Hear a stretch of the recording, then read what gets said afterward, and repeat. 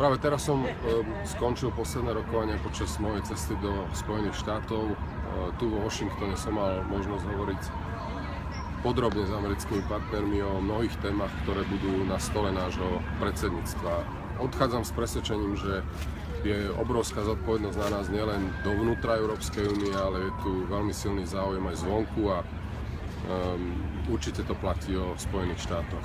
Keby som mal povedať tri dôležité témy, o ktorých sme hovorili a ktoré sú predmetom záujmu, tak na prvom mieste to je určite migrácia. Spojené štáty prikladajú veľký význam tomu, akým spôsobom zvládame túto krízu a osobitne som cítil ich záujem najmä aj o dopad tejto krízy na vnútornú bezpečnosť. Druhou dôležitou témou je energetika.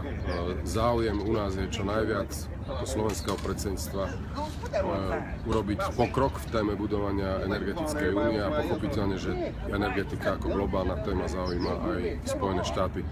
Veľmi podrobne som mal možnosť hovoriť o našej pozícii voči Nord Stream 2. Zladili sme si kroky. Myslím, že sa nám podarilo aj s podporou Spojených štátov jasne povedať, prečo je to problémový projekt.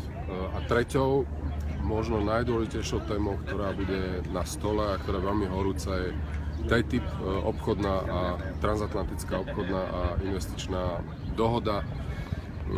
Bude úlohou slovenského predsedníctva naozaj udržať jednotu a dynamiku rady, ktorej predsedáme.